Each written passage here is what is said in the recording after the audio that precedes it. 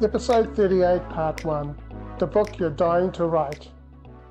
Welcome to the Champion Mindset Collective podcast. Today we have an incredible journey to share with you. I'm your host, Anthony Dahya, and I'm so grateful that you're here listening to this episode. Would love for you to share this episode with your friends, your family, and your workmates.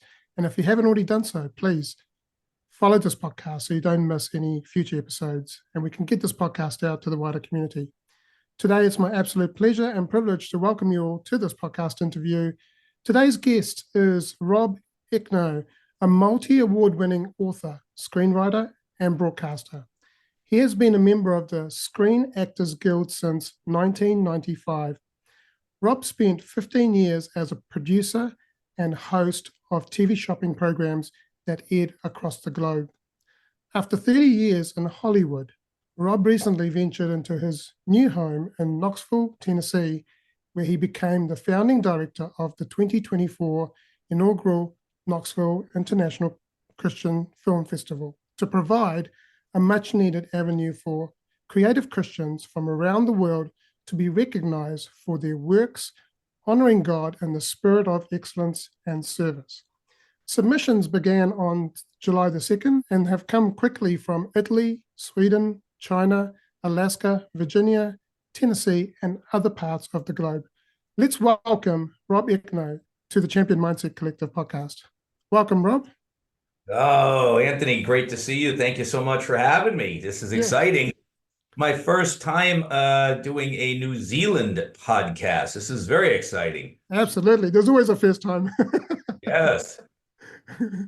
So, Rob, I'd love to hear a little bit about your upbringing, your childhood, your teenage years and so on. And how did you get into Hollywood? You know, take us on that journey of from a young child to getting into Hollywood. Well, I grew up actually in the smallest of states here in the United States, Rhode Island. And we moved around a little bit and had some nice homes to live in and schools. And when I got into school, I guess the biggest thing, well, there's two main things. One is that when I was 10 years old, in that general ballpark, I became involved with my church. And I was an altar boy at an Episcopal church there at that time. And it was because of my great-grandmother, who actually lived a couple of states up in Vermont. She was very dedicated to serving God, and I would visit her on vacations and stuff. And I found her having so much joy that I wanted to find out what this was, even at a young age. And so I ended up being a acolyte at my church. So this was a defining moment for me. One day, when I took the collection plates back to the sacristy, I decided that I wanted to, get some baseball cards or something from the convenience store after church, but I didn't have any money. So I decided that I was going to borrow $2 from the collection plates without actually asking God if I could actually do that. And I quickly grabbed $2 and put it quickly up under my robe I was wearing and into my pocket. And I share that because that is a huge part of my recovery, which we'll get into. And then the other big moment was that I got into high school in Rhode Island, and my teacher had been in the military in the communications area. And when he started teaching, he thought it would be a great idea for us to start one of the first high school radio stations in America. So he put out a call, and several of us students got together, and we raised $18,000 in a year and a half. And it get us enough money to get the Federal Communications Commission license, also a 40-foot tower transmitter that we put on top of the school building. And we ended up building a professional radio station right in our high school. And so many people went on to huge careers. And even if they weren't huge, they were really wonderful careers, all because of our teacher, Ken Grady, who actually entered into the High School Hall of Fame a few years ago, and well-deserved, very dedicated to that. So that's how things kind of got off. But then I have a family disease of alcoholism. My beautiful grandmother, who I display in one of my books, I mean, she looked just like Marilyn Monroe in brunette. I mean, she was just gorgeous. But yet she ended up passing of alcoholism at only 55 years old. And Mm. so that was tough. And so that's kind of the overall theme of my childhood. And so then as I continued on through high school, I got pretty good at drinking a lot of wine and then a lot of beer. And then I went to college in Massachusetts and I ended up being the class president.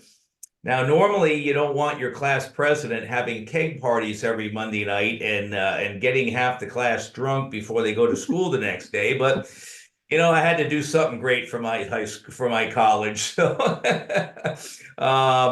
I ended up getting some jobs on radio. That's what I went to college for, was radio and TV. And then one of the jobs ended, but I had been working also at the same time at a radio station. I had been working at a nightclub that a gentleman hired me for. And then one of his other clubs, that was a Mexican restaurant, and one of his other clubs that he owned was an adult nightclub with lady dancers and so on. Mm. And one day he called and asked me if I would work there because the DJ in the day had just quit and he needed some help. And he said, listen, you're only working for me at night and you lost your radio job. So why don't you come over? Well, that that started a whole long run of very bad decisions, as you can I imagine. can imagine. Yeah.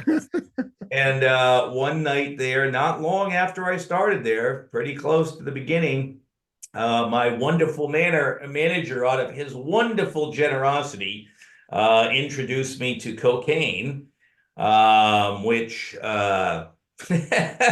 led me on a string. Some people try it and they're like, whoa, don't want that stuff. Not me. I tried it and said, whoa, where's the whole, state of Columbia? Get me all the poppy fields and whatever else, however they made that stuff. And it led me on a long run. And by the way, while I was in high school, I almost didn't pass because I couldn't pass Shakespeare or something like that. And they actually gave me an F in English. And then they kind of got together, I guess, and the teachers figured it was my last year of school, and probably me knowing Shakespeare wasn't gonna define my life for the rest of the, eternity. So they decided to give me a D so I could pass, and that's how I got out of high school. So I share those 3 points, taking the $2 out of the collection plate, the high school radio station, and also getting a D in English in high school. Mm. Because as we go back now, as we move on, I became a very good addict and alcoholic, and I had actually gotten some pretty good gigs.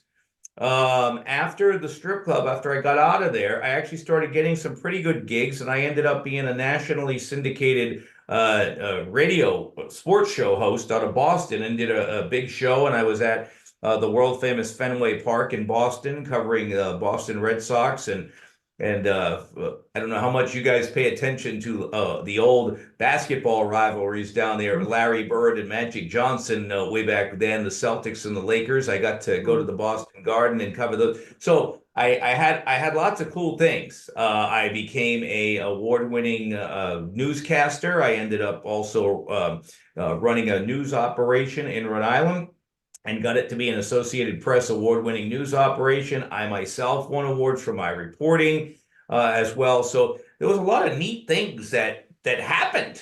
I remember talking to my mother one day. I have this story in one of my books, and I said, Mom, I'm only 28, and yet I've done more in my career than most broadcasters will ever do in their whole lifetime. I've been very fortunate. Well, it wasn't long after that, Anthony, that I was asking my mother to put me on a bus so that I could go live on the streets of Fort Lauderdale because my alcohol and drug addiction had become so bad that I lost everything. Mm. And I had, at that time, $35,000. It's still a good chunk of change to anybody today, right? But Mm. back then, it was a real lot of money. Yes. And I sold my house that I had bought and made a $35,000 profit. And I basically just drank it and snorted it all away. It was a sad moment. But as you know from doing these shows, is that we have to have a testimony, and we have to have tests in order to have a testimony, right? Mm-hmm. So we never know what kind of experiences that we might need to go through to get to be actually our best, Yeah. right? And what are our biggest learning experiences in life? And the unfortunate thing was, so now I become homeless and I'm living out of the Greyhound bus station in Fort Lauderdale, Florida. I was down there for about 3 years or so. And then I was able to get back up to Rhode Island. And my younger brother, David, got me into 12-step recovery meetings. He had been sober himself for a couple of years, and he had the wife and the young daughter, and he was doing really well. So I'm like, okay, I'll go to these meetings, because here's the funny thing: when you're in that position as a functioning alcoholic addict, it's like you're the only one who doesn't think you have a problem, or if you do have a problem, you're still not willing to admit it. Mm. So even though I was homeless, I'd lost my career, I had no money, I had nothing, and yet I still was acting as if there was no problem. And life was just kind of miserable, as anyone who's listening and watching us today would probably imagine. And my young brother David got me into the 12-step programs. I started getting sober. He continued on. And the unfortunate thing was this disease that of alcoholism is very cunning, baffling, and powerful, as we say. And at 4 years of sobriety, David and his wife thought that we'd stop drinking for a long enough time that we could, start having a couple of beers or something like that every now and then. And unfortunately, they did that. And unfortunately, about 8 months later, we buried my brother at 28 years old. And he left behind an 18-month-old daughter and his wife. It was obviously very sad. And excuse me. And so that was kind of the beginning of things. And fortunately, I had 2 years sober at the time. But how did I get sober? After living in Florida for about 3 to 4 years, I ended up getting a ride back to New England. And on November 28th, 1992, it was the day after Thanksgiving. I was over at my wonderful ex-girlfriend's house, and we were having a conversation, and she had plans for the night, and she wanted me to do her plans, and I wanted to do my own plans. And so I ended up just saying to her, you know what, you go do your stuff, I'll go do mine. I had borrowed a friend's truck. I was driving like the absolute. So I drive up to a little pub, and I was complaining to Mm. my ex that I didn't want to spend $35 going to her class reunion. And so I left. Well, ends up happening, I only had not much money, but $80 of it I spent at a pub, and I was drinking tequila and draft beer and anything, as you can imagine, at 2 o'clock in the morning, 5 hours later. I was not in very good condition. I was driving my friend Steve's borrowed truck that he was nice enough to let me, and I'm weaving up and down the road. And I was going to go over to my ex's house at 2 in the morning. And fortunately, Anthony, I was driving like the worst human being on planet Earth. I am so blessed that I did not hit somebody, anything. Seriously, because I've been watching the news, and there's been a lot of devastation lately with people who were in my condition, who didn't have such fortune, and other families are suffering gravely now because of that. And so, anyways, I got stopped literally 200 yards from the police station in Warwick, Rhode Island. And they brought me over there, and I flunked the breathalyzer. And so I ended up with a DUI, lost my license, that fun stuff. And here's one of the blessings. And so my ex came to pick me up. Why she answered the phone at 4 in the morning after I blew her off, I don't know. But that was a God shot. And she came and picked me up, and she was about 20 feet away from me at the front door of the police station. And she walked in, and they had let me out and to go home. And I said, I just looked at her and I said, I'm done. I can't do this anymore. I was homeless. My friend's truck had just gotten towed away, because I got stopped in it. I didn't have money to get it out of the impound, nothing. And she looked at me from 20 feet away when I said that, Anthony, and she said, I can smell you from here. I had drank so much, I guess. And that was the last time, November 28th, 1992, was the last day that I had ever had a drink or a line of cocaine. So here's the story. Remember that $2 in the collection plate?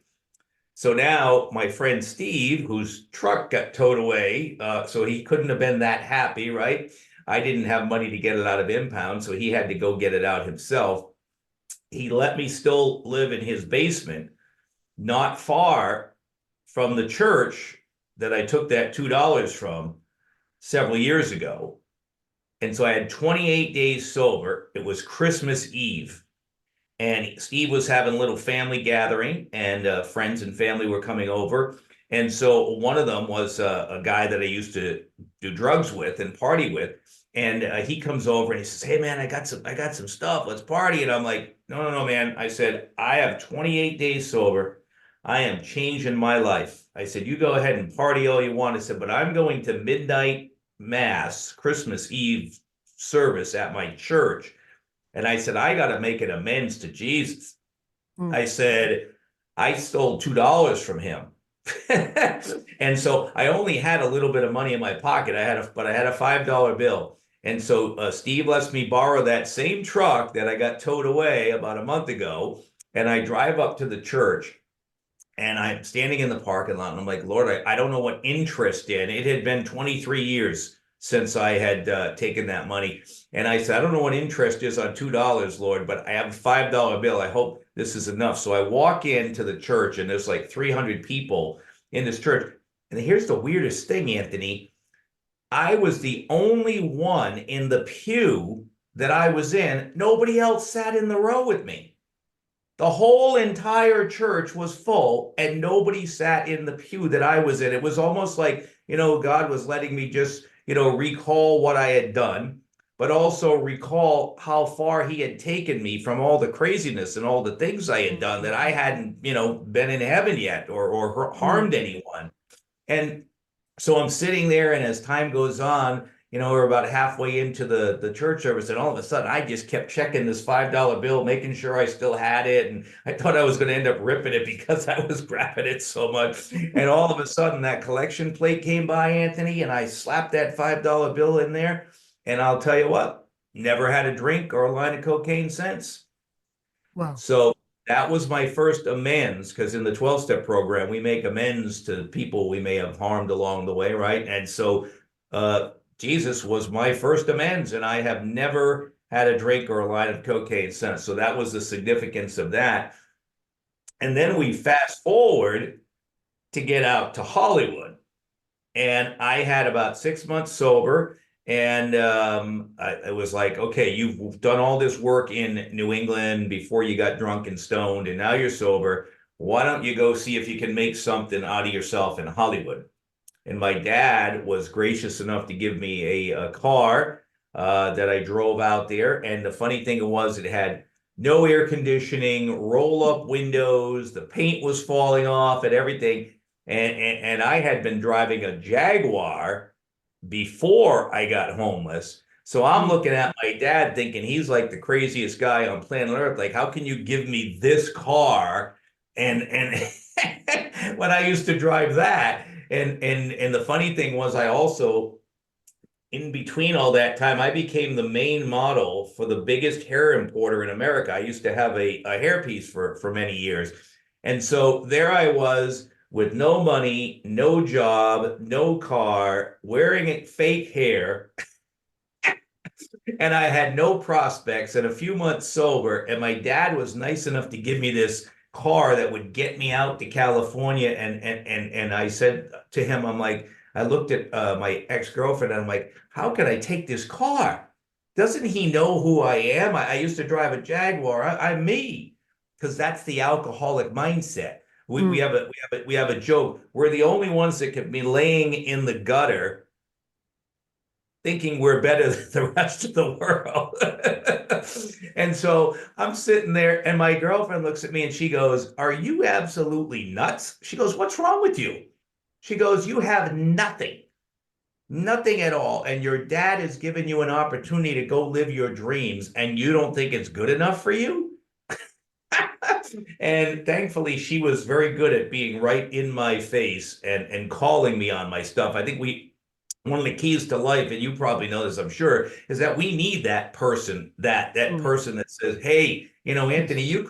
you sure that's the best you can do, Anthony, on that thing you're doing over there? I think Yeah. you can do a little bit." You know what I'm saying? And so Mm. we all need that person, and I was thankful that God put that, and she's still a wonderful part of my life as well today, and it's 31 years later that I've been sober now. So anyway, so I go out to Hollywood, and then all different kinds of things start happening out there too, because I got involved in recovery. I'm in a whole new place. I had no clue where I was at. And Los Angeles is a big place, right? And things started happening. And as things started happening, I was only out there a few days, and I was looking for a place to live. And I saw an ad in one of the local papers that said Christian woman looking for a roommate. And I thought, oh, good. She probably might not smoke or might not party a lot or do a lot of drinking. I said, let me call her. And I did. And she said that, she didn't think it was a good idea for her to have a stranger man because move in with her beliefs, the way she felt, her religious beliefs and stuff like that. And I'm a very spiritual guy. I'm not necessarily religious. I'm more spiritual. Mm. I believe that we each get to have our own personal relationship with God should we choose to do that. Yes. And so that's how I live my life with, me asking to do his will today, and not my will be done. Life seems to work out better that way, even though we still get kicked in the groin and knocked to the ground a lot. Doesn't mean Yeah. that doesn't happen, but we can handle it so much better.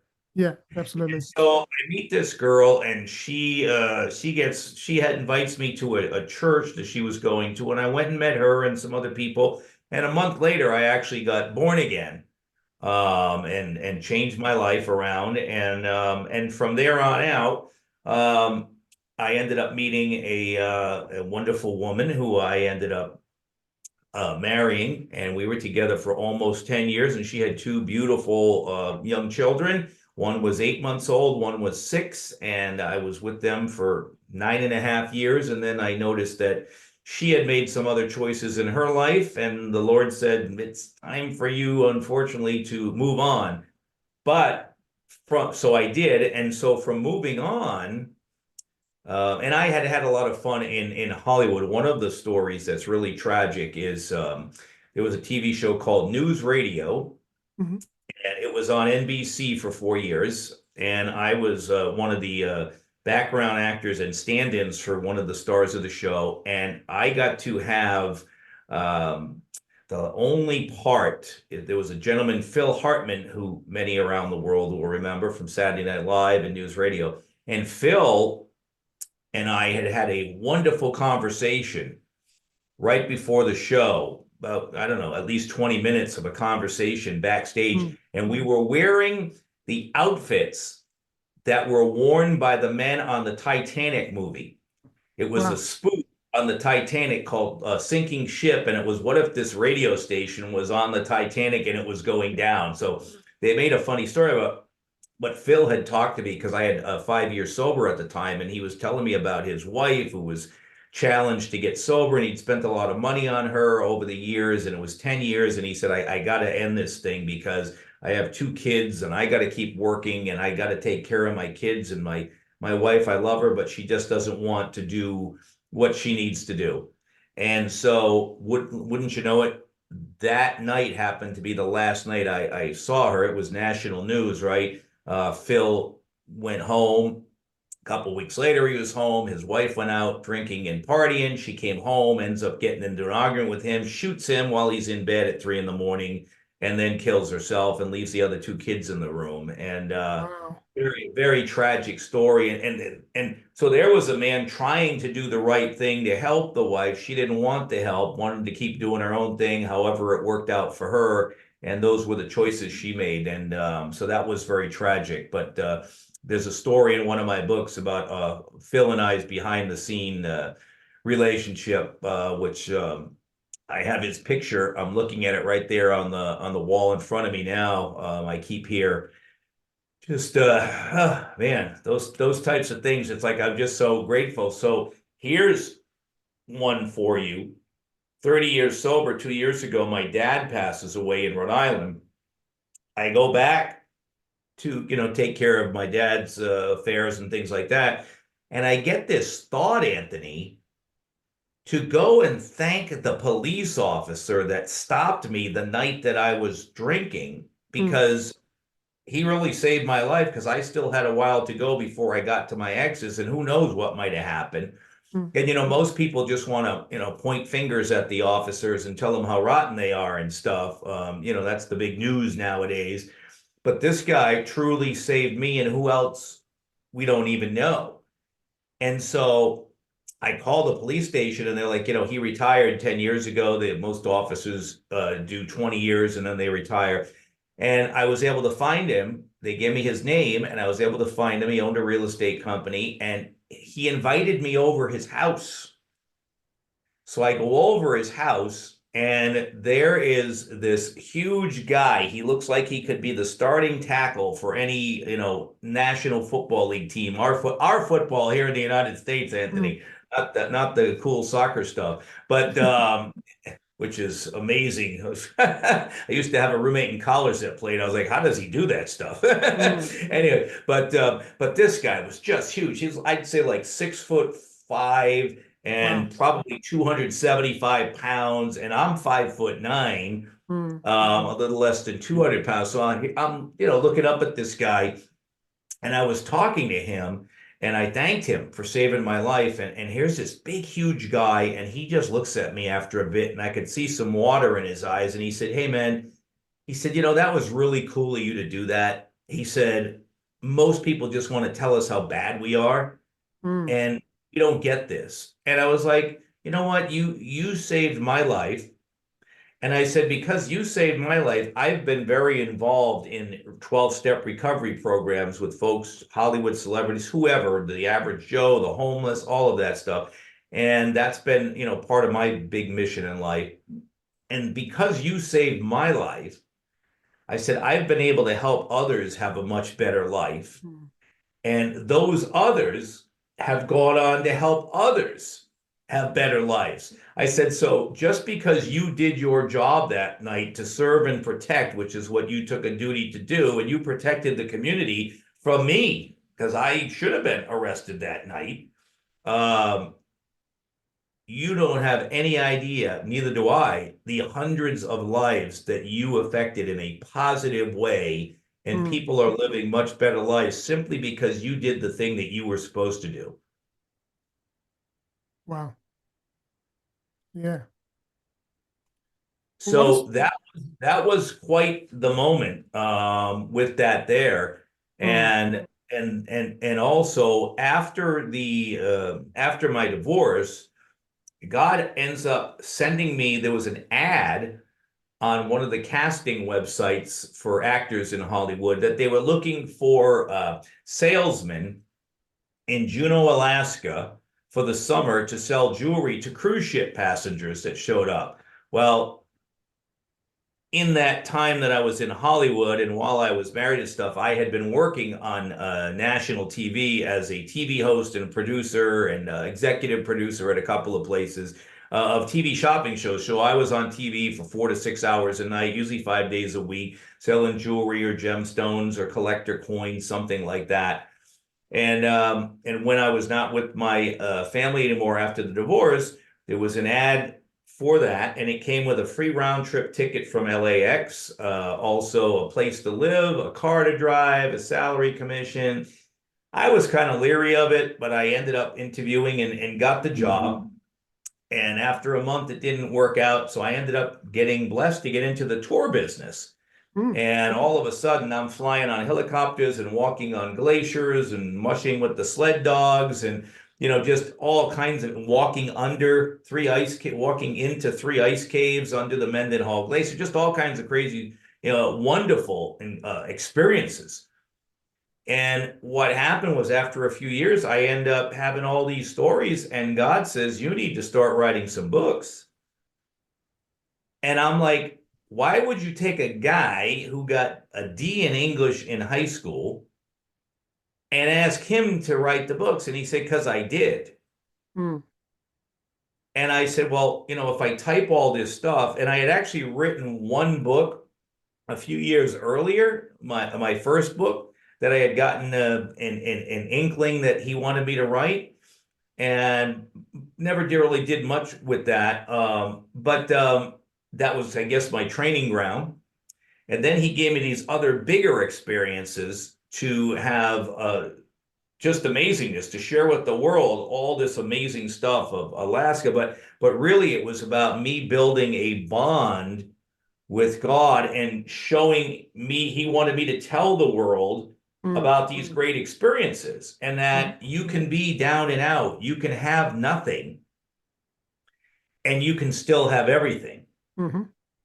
And right before I went to Alaska, I was standing on near Universal Studios Hollywood, and most of my money from the divorce and all that stuff was gone. And I'm standing there. I said, Lord, I have 20 years sober and like almost no money left, but I have 20 years sober as well. And he said, you got everything you need. You got me and 20 years of sobriety. He said, and then after that, all that stuff I'm telling you about, Mm-hmm. flying in helicopters, walking on glaciers, and which led me to having a job on a small private cruise ship where I ended up, sitting in front of all kinds of whales and taking people hiking to see bears and all kinds of stuff. And all that was his gift. Mm. He gave me all that. Didn't cost, while people are saving up their whole life, he just said, here, I know that you're going to tell people about these experiences, so I'm going to give them to you so you'll tell them about it. And Mm. hence, I ended up on a small private cruise ship. So my new series of books is called Cruising Toward Heaven, and then each one has a subtitle. So two of the books are written out of the four that will be written. And those two books are both award winners. One won the 2024 International Impact Award for addiction and recovery. And then the other one, my latest one, won the 2024 Christian Book of the Year Award for adult nonfiction. Wow. So those are my two latest books that I'm working on at the moment. Wow. Or Well, I should say they're all done and published. I'm working on my next book now, which is called The Book You're Dying Not to Write. And that particular book, what did I do with it? Oh, it's over there. It's on the other side of the room. But nonetheless, that book is one that we can get into, and because I know you have other questions as well. yeah. And so we can get into that one because that's the premise of the new foundation of everything I'm doing now. Mm. Mm. Yeah. Well, let's explore some of these questions that I have for you. Thank you for sharing that story. Wow. Wow. What an amazing. Oh, yeah. What an amazing story. I mean, wow. You've been through some stuff, right? Been through some stuff. Fortunate to survive because I have many other friends who haven't. So Mm.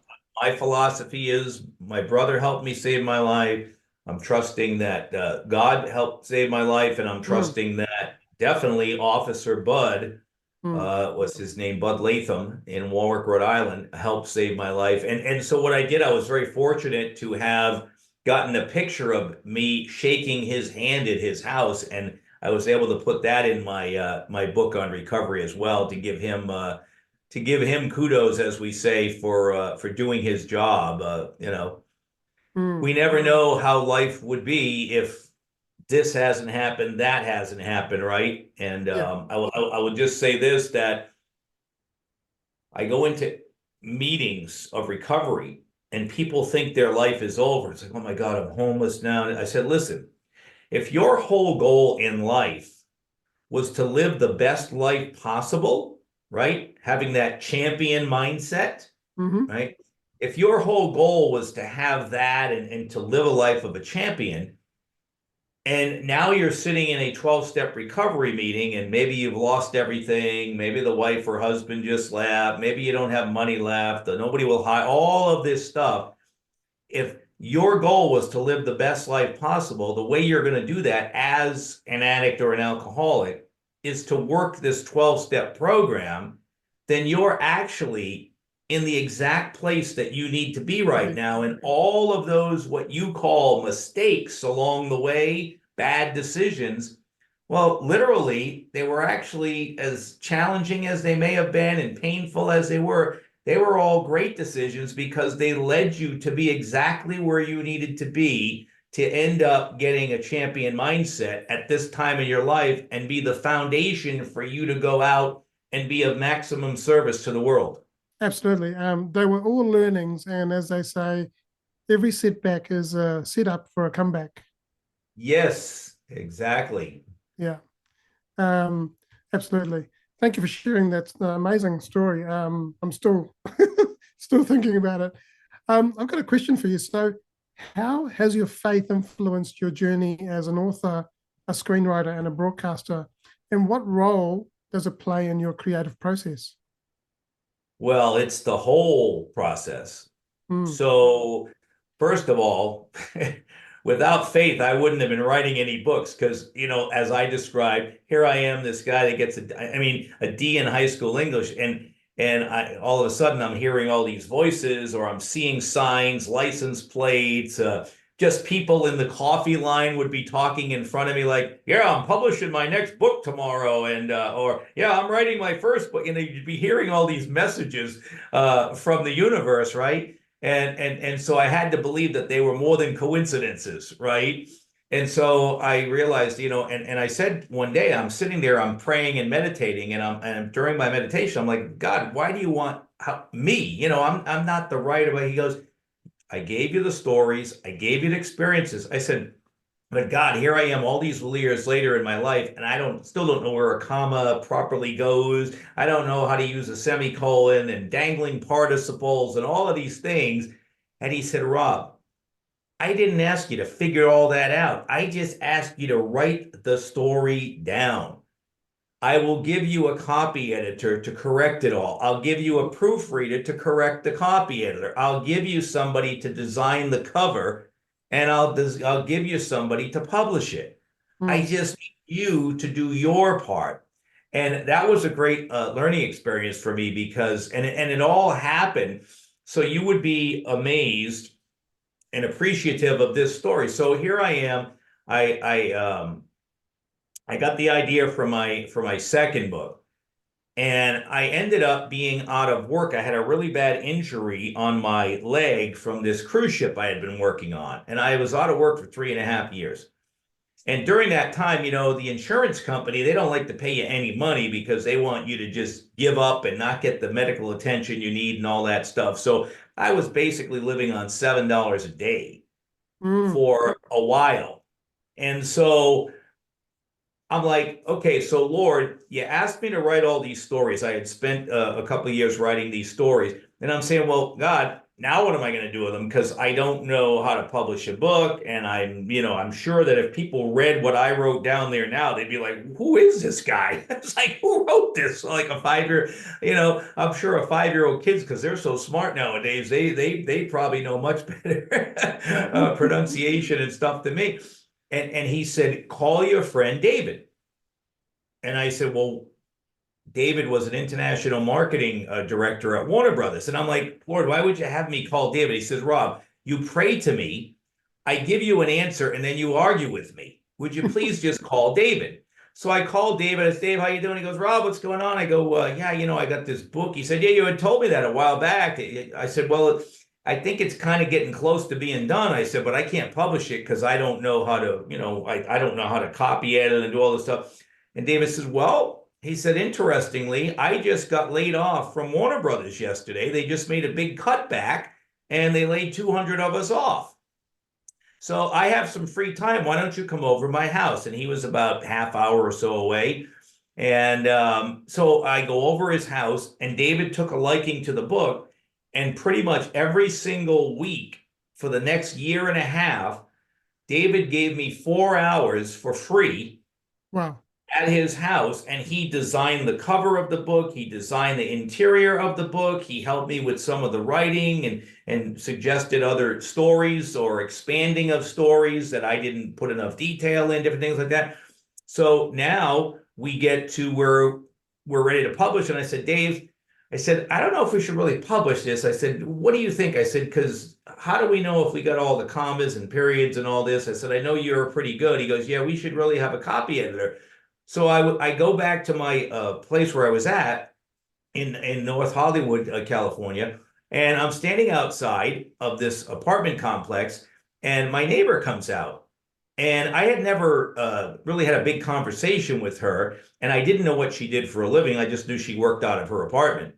And so she's out there and she says, how's things going? And I said, they're going pretty good. I said, I'm a little bummed right now. She said, what's that? I said, I've been working on this book for quite a while and I can't publish it. And she said, well, why not?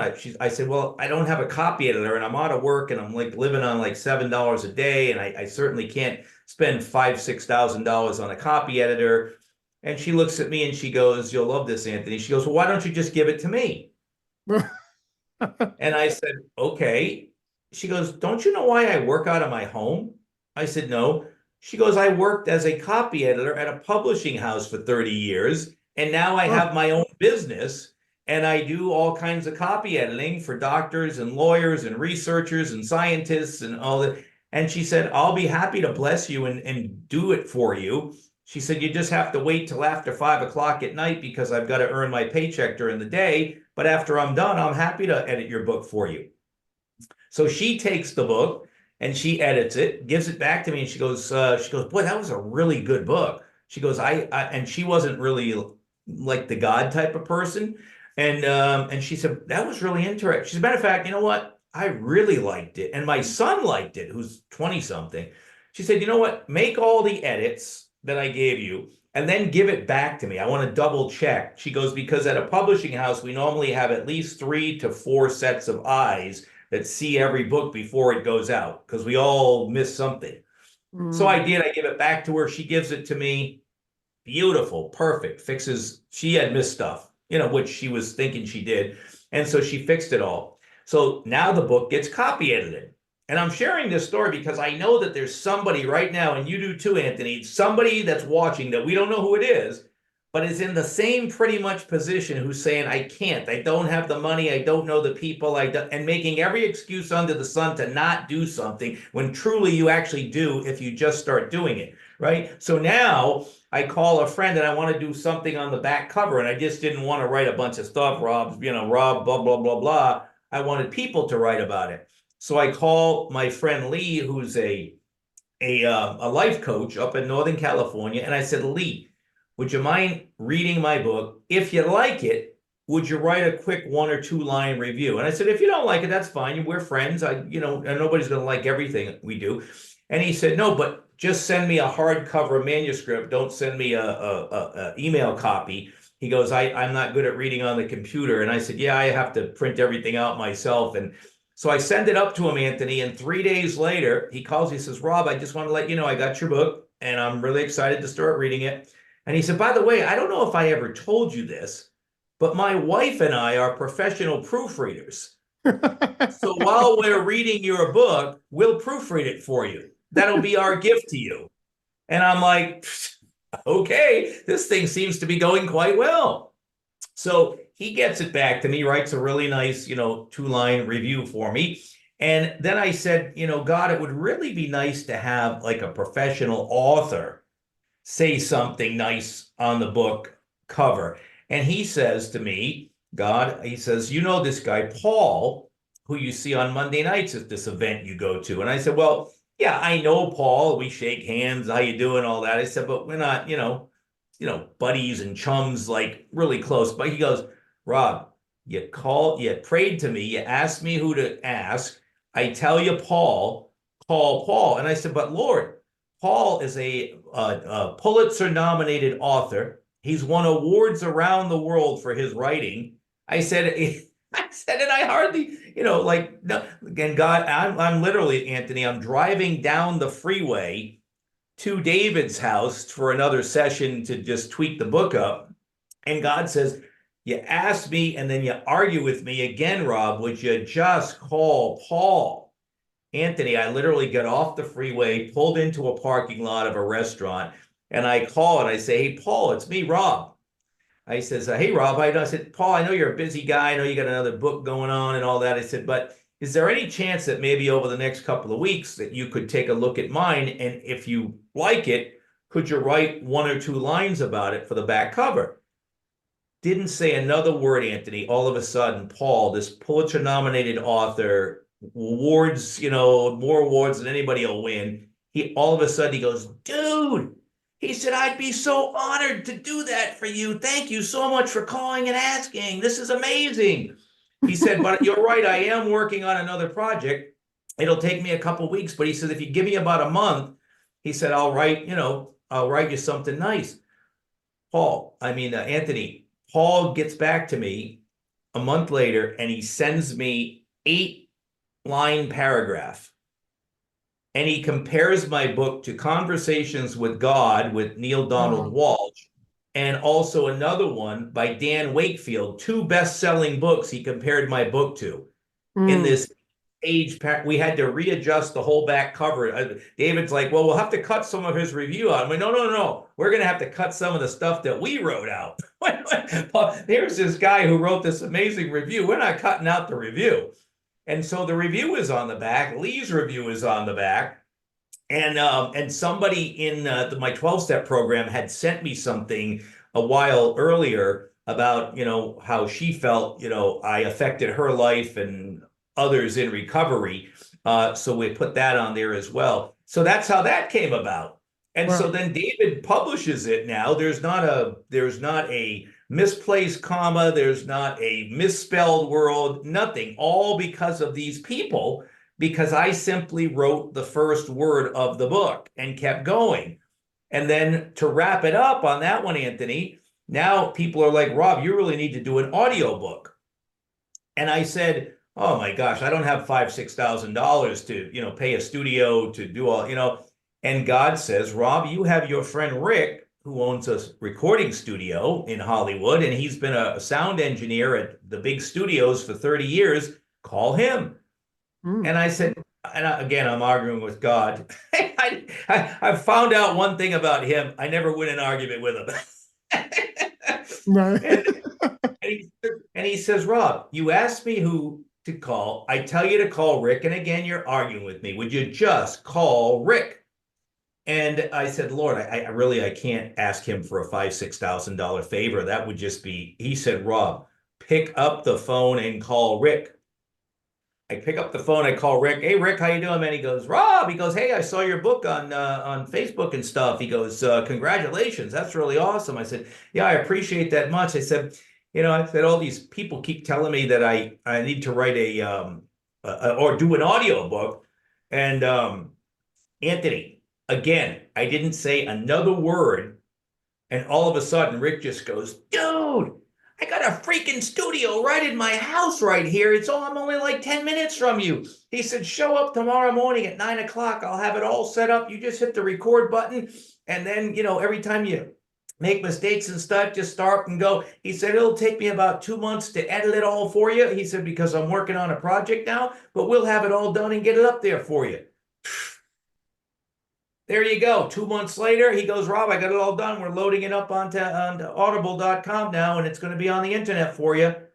So when people say they can't do something because they don't have, it's just something I've found out, Anthony, and I'm sure with the champion mindset, you have found out too in talking to people that many people, for whatever reason, childhood, whatever it might be, never got encouraged to do the stuff that they really are good at and have been given the creative ability to do, host a podcast, coach people, had to, all of this stuff, write books.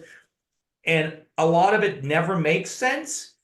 But my job, I found out, and I'm sure you know already, is that our job is not to make sense of things. It's to say, wait a minute, we got this great idea. It had to be whether you believe in just the universe or God, whatever your beliefs are, it came from a good source.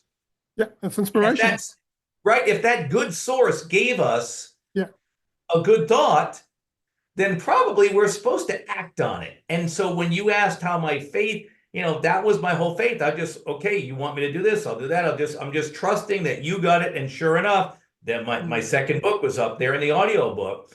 Yeah. And so how I write, because I happen to, be a God guy. So what I do is every time I sit down to type, and whether it's once a day, 10 times a day, take a break, go get something, whatever, I sit down, I say, Lord, please give me the words and the stories that you want me to share in this book to honor and glorify you, but also to have the most positive impact on those who would read it.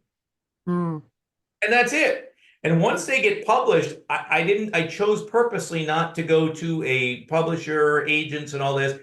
I said, Lord, you asked me to write them. I'm trusting that you're going to promote them and get them to where you need to get them. So I'm leaving it up to you. And that's how my faith has worked so far with the books. Yeah, a lot of us, and even me, when I started doing this podcast, I was like, wow, but I'm not used to speaking on a microphone. I'm not used to being on video. And there was a whole lot of stuff that I had to work through and conquer, like really go work on myself. And Dr. Joe Dispenza says that if you want to be a different person, if you want to be a new version of you, you have to change. You can't keep doing the same thing. And so, like for me, early this year, I couldn't. Last year, I was struggling to get on camera and talk. And so this year, I challenged myself to 31 Facebook Lives in the month of January. Oh. I showed up every single day for my group, and I didn't care if people were engaging or not. I just showed up every single day. But what that did is that repetition and that action builds motivation and it builds confidence, right? So when we take consistent action and inspired action, that builds motivation and it builds that confidence.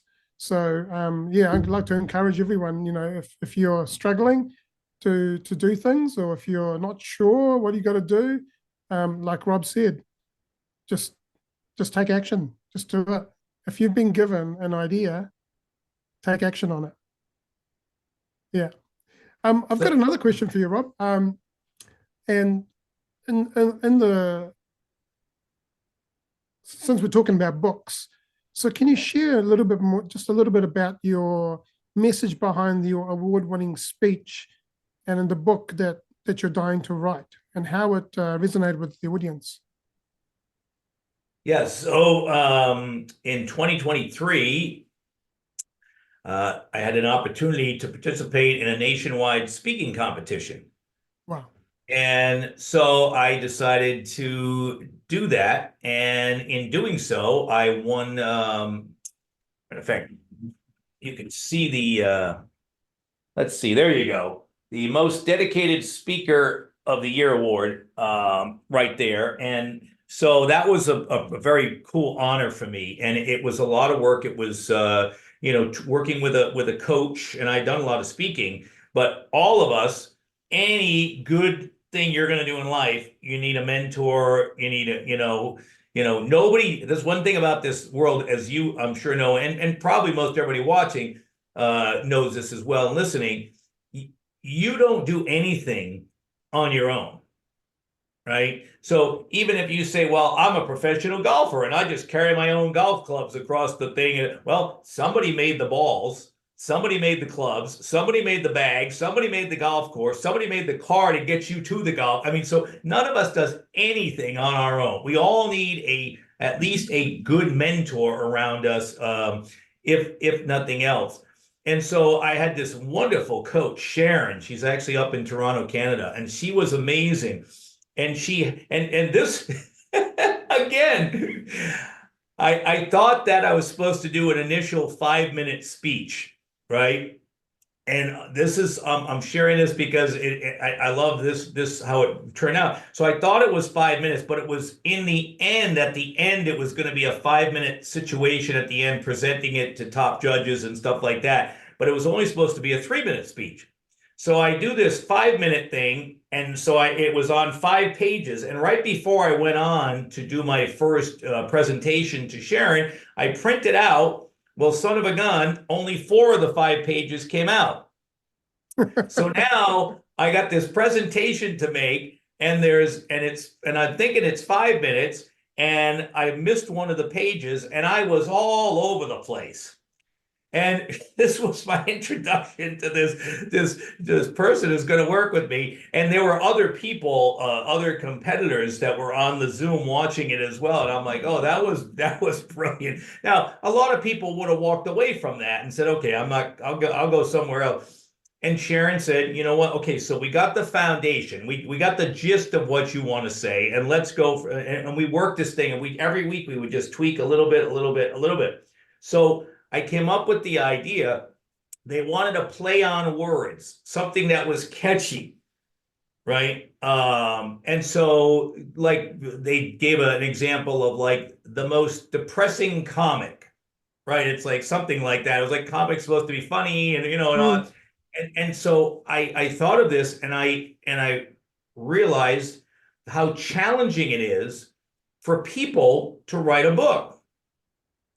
And think about it. Every one of us has a story to tell. You're telling yours now on the podcast, and maybe you'll write a book as well, and others. But whatever it is, all of us have some kind of a hang up that eats away at our soul. Like yours was, I know I can do a podcast, but I just need to start doing it. And you finally got to the point where you said, I don't care if I'm talking to myself, I'm going to do this, right? And that's how great things start.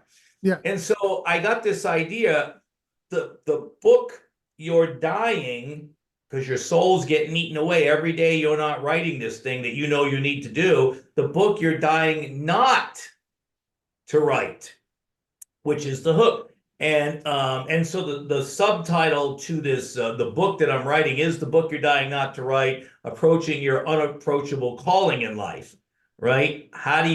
So I did this speech, and it ended up winning the award that day. So that was pretty cool. And then because of that, I've been on all kinds of podcasts and TV shows and whatever. So that's what I'm working on now. But the point of the thing is that it all started with the first word. And what's happened now is it kind of this kind of morphed into a whole lot of stuff. So part of the speech was that one of my close friends, who's a gym buff, he's at the gym every day, strong, tough guy. After I published the book that I just shared about all those cool things happening called Is It God or Coincidence? And once I had published that book, my second book, my friend calls and he says, hey man, can you come meet me after work? And I said, sure. I went down and met him. He gets out of his car, Anthony, and he opens the back door, and he's got tears in his eyes while he's doing this. And I'm like, what's going on with him? And he opens his backpack in the back of his car, and he pulls out a copy of my book. Because when you sell a book, when you put a book up, you have no idea who's buying it, right? And so he shows me the copy. He says, you see this? He said, I got it 5 days ago. I've been in tears since. He goes, you touched on so many things in that book that really hit me hard. And I've been in tears for the last 5 days. And one of them was I talked about a father-son relationship, and he had been an alcoholic and a practicing alcoholic. And so he was in his own world and not being the greatest son. And after he read the book and that chapter, he immediately called his dad and made a big apology to his dad. And he said, I'm going to go meet my dad, who was about 5 hours away up in Northern California. He said, I'm going to go meet him this weekend and try to start mending our relationship. And now it's been a few years, and they've had the best relationship that for mending fences and hurt feelings and all of this stuff, and they're each of their personalities, but they're having it their best. And so I shared about that, and he looks at me and he goes, I'm an English lit major, and he said, for structure of your book, I'd give you about a C. He goes, but for message, he goes A plus. And he said, look at me. He said, isn't that interesting? I'm the English lit major. You're the guy that got a D in English in high school. And yet you're on your second book, and I've never written the first word of my first book. He goes, look at me critiquing you. Right? And so that was part of the speech, was that, here's this, that I didn't have to have it all figured out in order to have a positive impact on someone. Right? When you turned on your Facebook Live, maybe you were talking to yourself. Maybe somebody was scrolling across and all of a sudden hit you and it's like, oh my God, this guy, I was just talking to my wife about that this morning, or whatever it was, right? We don't know when we're broadcasting, putting stuff out there. And then this is, so that was really powerful. So that was part of the speech. And the part of it was the fact that just do it. You don't have to have it figured out in order to do it. You just have to start, right? Like we just talked about. And then the other powerful story in there was my Aunt Dee, who passed on shortly after. But so I called my Aunt Dee one day because one of my cousins says, hey, you got to call Aunt Dee. I gave her a copy of your book and she loves it. Like, really? So I call my Aunt Dee. She's 89 years old. And I said, hey, Aunt Dee. She goes, and she calls me Bobby. She said, Bobby. She goes, oh my God, I just love your book. She said, the first day I got it, she goes, I read half of it. I took a nap. I got up and read the second half. And the next day I got up and I read the whole thing straight through. She goes, I read it every day. Right? Shortly after, my aunt gets diagnosed with terminal cancer. And because she was almost 90, the family decided no chemo, no nothing. Let's just, she's 90. She's had a good life. We don't want to go through all this stuff. And so the day before she passes was the day after her brother, my father, passed.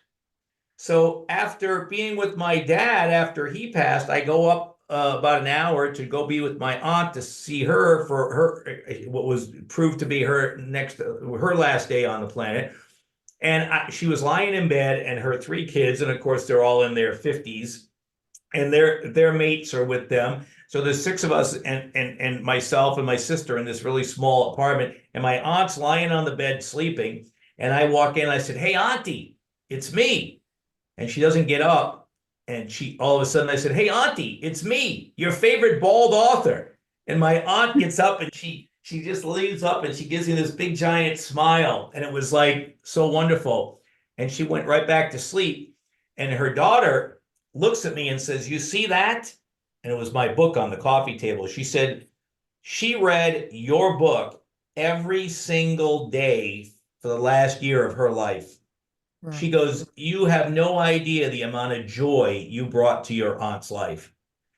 And so in just those two instances, so I shared that. It's like, what are we denying the world by not sharing our story in book form, in podcast form, in movie form, whatever it might be?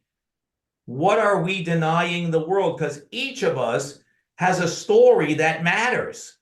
Each of us right now, today, as we sit here, Anthony in New Zealand, Rob in Knoxville, Tennessee, and wherever you might be watching and listening to, your story matters. And I can just pray that if you haven't told your story yet, you're not only cheating yourself because you know it's a story that needs to be told, but you're cheating others. Like, I would have never known that my aunt was getting so much joy. And if I had not written the book, well, she wouldn't have gotten that joy. But who knows how boring or whatever her life might have been that last year, right? It might not have been, and she got joy out of that. So I'm dedicating my next book to my aunt. She's the dedication of the next book. And so we don't know. And so that speech, that was the powerful part of the speech. And then what happened, Anthony, was after I won the award, I started sharing the title of the book You're Dying Not to Write, with people. And one was a 60-year-old psychologist. The second I told him the title, Anthony, boom, instant tears in his eyes. And he's like, and I was on the phone and I could hear him. It sounded like he almost crashed to the floor. And I heard him and I go, "Are you all right?" He goes, "Oh, just hold on. Just hold on." And I just let him do whatever he was doing on the other end of the phone, catching his breath. He goes, "That title, it just hit me so hard because I know for years I've been needing to do something that I haven't done. And it just whacked me when you did that." And I said, "Well, that's great because I decided to make my next book. I decided to, expand that speech and get out there on a bigger level." And he said, "Well," he said, "it probably won't work on a bigger level." He goes, I just happen to be somebody who didn't do something that I know I should do." I said, "Well, really?" I said, "And how many other people in this world do you think are like you?" Mm. Very next day, Anthony, I get invited to coffee by a 40-year-old in Hollywood, and he's a special effects guy, very creative guy. We're sitting there having coffee, and I shared the title to him. The second I shared the title, he goes, "Dude," he goes, "that needs to be a book." He goes, "I would read that, and I know all my friends would read it too." He said, "Because it's not about the book. It's about any hang up that you have as a human being that you just keep coming up with every excuse not to do." Mm. So whether it's you've always wanted to start a business, but you never did a business plan, whether you wanted to climb the Rocky Mountains, but you never bought the poles or the boots to go walking with, whatever it is. But for me, I have noticed hundreds and hundreds of people that all tell me they have a book in them. And do you know, every time I share that title with people, everybody goes, "Oh my God, I've been wanting to write my book forever. I've been wanting," and I'm like, "Why haven't you?" Mm. And I've noticed that the very hardest thing to do is to type that very first word. Yeah. Turn on that very first Facebook Live. Just turn it on. Put the microphone there and say my very first word. Then it flows. And so that subject matter became this title for my latest book, the book You're Dying Not to Write, Approaching Your Unapproachable Calling in Life. So I'm halfway through that. And through that, I realized every time I share it with somebody gets tears in their eyes. So I said, well, that needs to be a documentary.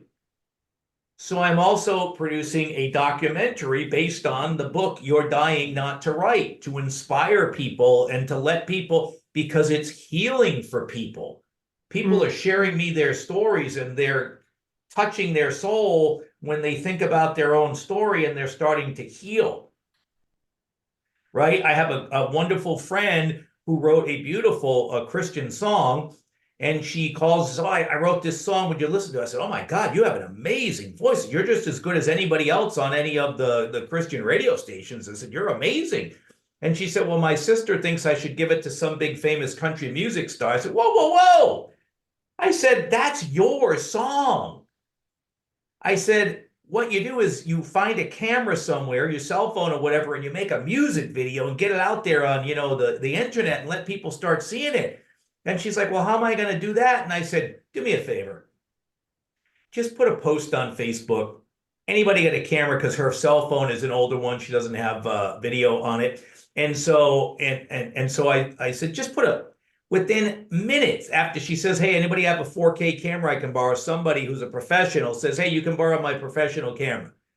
Then somebody else says, "I'll help you with this." And somebody else said, "I'll help you with this." And then somebody else, and she's like, "Oh my God, I can't." I said, "You just have to put it out there.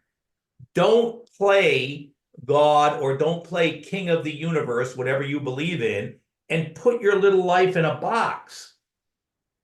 Open the top of the box and see how the wind takes everything out and expands all of this goodness that you have in the box." Yeah, absolutely. Yeah, we think we've got to do everything ourselves, right?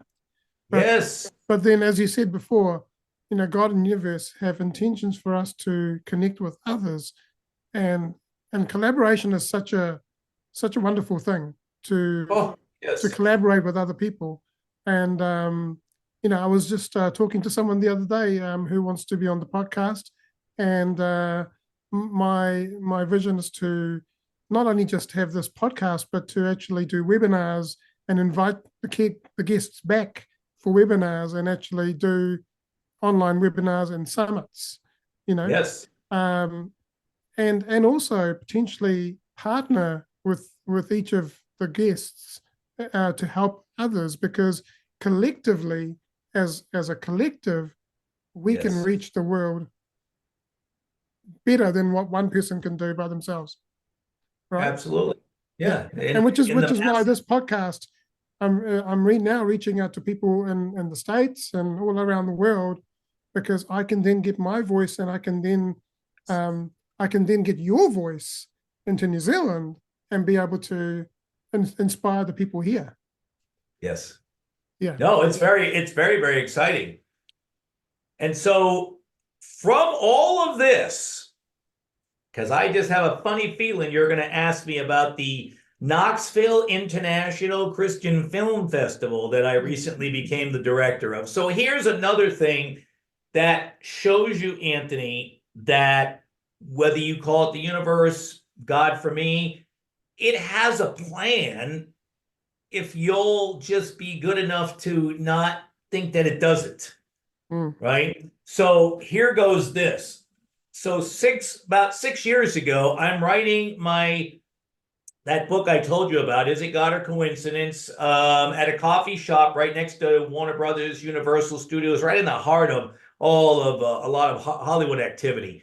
And so I'm writing this book, and 2 seats over from me is a gal named Kimberly. Now, I don't know this person, never met her, but she was casting a play, and she had actors coming in and out all day long. And at the end, I said, I saw her by herself, and I'm like, well, I'm an actor, I might be able to help her out as well. And so I went over and introduced myself, and she happens to be a screenwriter as well. So we start talking, and we become friends. And we we talked a few times over the last few years, but not on a huge basis. But we're good enough friends, that we talk every once in a while. But I hadn't talked to her in a couple of years.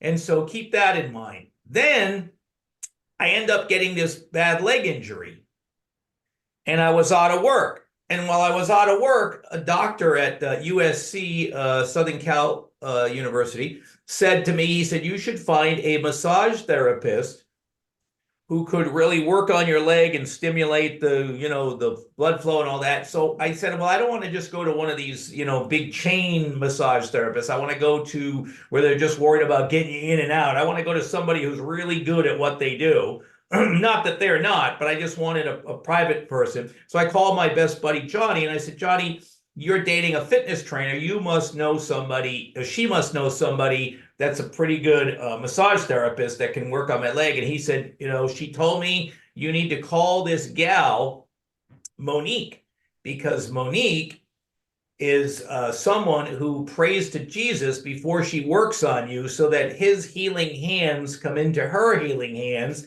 and they work on you together. So I call her, and I go and I start hanging out with her, and all of a sudden I realize she is a brilliant writer. So I started this other series, the Cruising Toward Heaven series. So I'm writing that. David, still designing the book covers for me and stuff from the last book. She now becomes my copy editor. And she was brilliant. And she had me break things up and do this. And so now we have this whole series for the Cruising Toward Heaven series. And then she invites me to a church she was going to. And so I went there, and through that, I met this beautiful proofreader who was proofreading stuff. Anthony, I'm not Catholic, but it was a Catholic church. She was proofreading something for the Archbishop for the Diocese of Los Angeles.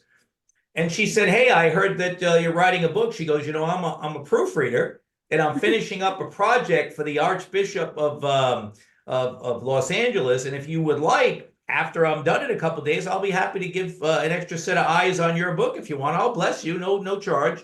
And that's how the next one got done. Hold on. Excuse me. Sorry about that. Um, so anyways, um, so anyways, these books got put together, and then I thought, you know what? I want to enter them in a couple of contests. So I enter one of them. Is it God or coincidence in a contest? It won. It was one of 6 finalists out of nearly 1,000 books. So that got its honored. Then I entered the Cruising Toward Heaven, my first one, which was my story of my life's testimony. So that won the International Impact Book Award for addiction and recovery. And then the other one I told you about, the 2024 Christian Book Award for adult nonfiction. So now I have 3 award-winning books. From those, somebody, I was sharing my stories in Hollywood recovery meetings, and some of the people there said, you really need to make movies out of those books. They're all faith-based books. They need to be movies. And so I don't know how to write a script, never written a script. Wouldn't you know it, a friend of mine calls up. He happens to be a screenwriting professor. He says to me, while I was out of work on that leg injury near the end, he says, hey, I'm shooting a short film. I need some people to go eat popcorn in a movie theater as part of the scene. He goes, I don't have any money. I can't pay you. He said, but, can you just go eat some popcorn for me? And I'm like, dude, I said, I haven't been on a set in like 3.5 years. I'd be happy to just go over and eat popcorn on a thing. Well, wouldn't you know it, Anthony? They were shooting it at a place called the Miracle Theater. I don't know why my computer does that. I'm not doing that stuff with the balloon. When you move your hands, it does it. I don't know what it does. Anyways, I'm not doing that. But it was at the Miracle Theater. So I get there, and wouldn't you? And so I was ready to go there, and he calls me and he says, "Dude, you can't go eat popcorn in that thing because you can't do that anymore." I said, "What do you mean?" He goes, "I got COVID. So the Screen Actors Guild won't let me on the set, and I wrote a part for me with as a regular actor." He goes, "So you're going to go have to play my part now." So now I have to go play. I get to go play his part. So instead of just sitting in an audience with a bunch of folks eating popcorn, I'm now with the stars of the thing, and I become one of the cast members. Wow. So now I'm standing next to all the cast members and the photographers, director of photography. And they all start talking about a faith-based film they had just worked on down in Alabama. And I'm like, really?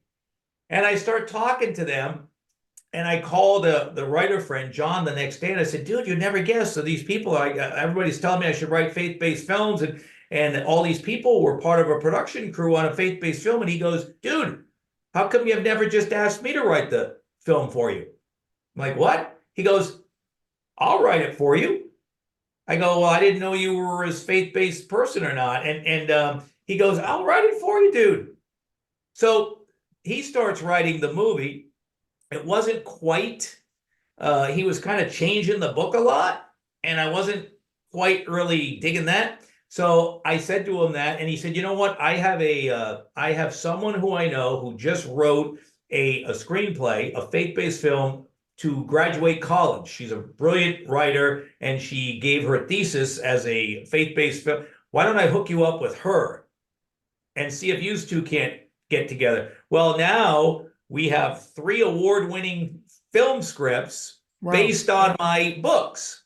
All right. So now we have the award-winning books, and we have award-winning film plays. And I also happened to see on a Facebook ad one Friday morning a couple years ago that they were shooting a faith-based film in Las Vegas, and when I was still living in Los Angeles, and they were looking for people to be part of a gala at the producer's house.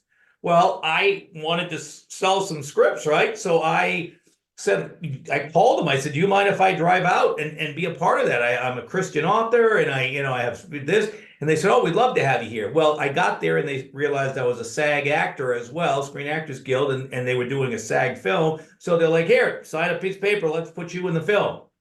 So I ended up, so through that, I met a wonderful actress who lives in Bristol, Virginia, right across the border here in Tennessee. And that was the only time I met her because she was a lead in the movie, and I was just doing some stuff in the background and stuff, and I had a small little part that they gave me. So we didn't talk much, but we got phone numbers. And so, anyways, now fast forward, so you have Kimberly that I met by coincidence, Monique that I met by the injury, and now Randa, who was the actress. So I getting set to move out here a few months back to Knoxville, 2,300 miles after 30 years in Hollywood. And Kimberly calls me out of the blue and she says, "Hey, Rob, are you going to the NRB convention in Nashville in February?" And this is the end of November. And I said, "Well, I don't even know what that is." And she said, "National Religious Broadcasters." I said, "Oh, okay." She goes, "You should really go because they look for authors with books. They look for screenplays to make films out of, TV shows. You should really go there." I said, "Well, the funny thing is, Kimberly, we haven't spoken in a while, but I'm moving to Knoxville in a couple of weeks. So I'm only going to be 3 hours from there." And I said, I'll just drive up there and I'll get the cheap ticket and walk around and meet people. Well, wouldn't you know that I meet this lady, Dorothy, who owns a Christian TV station 6 hours away in Augusta, Georgia. She invites me to come down on April 16th of this year to be a guest on her 2 hour show that she's been doing for 40 years that broadcasts around the world. So I'm like, okay, I will be happy to do that. Then I enter my book into the awards, the one I told you about, the nonfiction one, and they were having a red carpet ceremony in Newport News, Virginia, which is 9 hours from me. Mm. And the guy contacts me, he says, "Sir, we're having an award show in Newport News, Virginia, and you're invited. Your book won the award. We're having a red carpet event." And he said, "You also, two of your movie scripts have won awards in our film festival. And we're going to combine them and make it easy for people. And we're going to have both of them on the same day. If you want to come up," he said, "but if not, I'll just send you certificates and your awards in the mail and stuff like that." And then we're going to have that on April 27th. So we have Dorothy on April 16th, April 27th. All of a sudden, the guy calls me a couple of days later, said, "Sir, our venue got closed that day. It's not available to us. We have to move it to April 20th, a week earlier." So I looked and I have this amazing fiance. And I said to her, I said, I think, because I'm new to this area, right? I have no idea where the heck I'm going. I said, "I think it would be easier for me to drive to Georgia and then up to Virginia the next day and come home if I could." So I called Dorothy and I say, "Dorothy, my schedule got changed from the 27th to the 20th. Any chance I can do your show on the 19th instead of the 16th? They called me back a couple of days later, said, "We worked it out for you, Rob. You can come in and be the guest on the 19th. So now I go down to Georgia on a Thursday. I drive there 8 hours, stay overnight, and get to the studio at 9 in the morning the next day on Friday to do this show. It's a 2 hour show. Dorothy talks to her daughter and son-in-law for the first half hour. Then they bring me out. While we're in a commercial break, Dorothy shows me there was a husband and wife couple there. And Dorothy said, "You see those people over there? They were getting divorced. And I brought them back together. And this is their first performance together, reunited. And the name of their group is called New Purpose." So here I am looking for my purpose, wondering why God brought me across country after 30 years. And what's interesting is the week before, I had called Randa and said, "Why do you think God brought me 2,300 miles out of Hollywood into Knoxville?" And she said, "I believe he's going to elevate you to new heights of a man that he's never taken you before." So now I got this message in my head from her, and I'm sitting in front of New Purpose, who's going to be singing in between commercial breaks. So they introduced me, I come on, and they introduce New Purpose, and I'm there for an hour and a half, 90 minutes. I get done with the show, and Dorothy looks at me and says, "Just want to let you know." She said, "I've been doing this show for 40 years. Never once have I let a guest stay for more than 15 minutes. She said, "You stayed the whole show." I'm thinking the prayer lines must have been going pretty good in the back office or something like that. Whatever I was filled with that day, the goodness that I had prayed for to be able to share was working. So here I am now, new purpose, looking for my new purpose, and I got new purpose sitting right in front of me. So remember, all of this happened by chance, right? I by chance meet Kimberly. She by chance calls me out of the blue. I by chance get to Monique to fix my leg, who now edits my books, who become award-winning books. I'm at the Miracle Theater, which starts the process of writing the 3 award-winning scripts, right? So now I leave Dorothy, I drive 10 hours, again, never been here, all the way up to almost Washington, D.C. And I get there, and the next day I go to the award ceremony.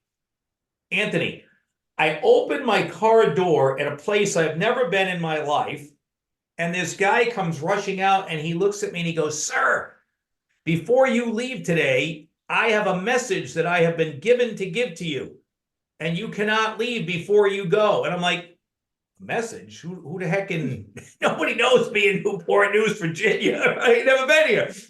So we go through the thing and I do my speeches and whatever you do on a red carpet, they take pictures and so that gets over. And everybody else was gone. I was the last one there. And he goes, "Sir, where are you going?" He goes, "I told you when everybody else leaves, you have to sit down and listen to me. I have been given a message that you are to hear, and you are to hear it right now." I'm like, who is this guy? Right? So I sit down at the table with him. He goes, "Sit down." And he said, "Sir, do you know why you're here today?" Now, Anthony, as you know, when somebody says to you, "Do you know why you're here today?"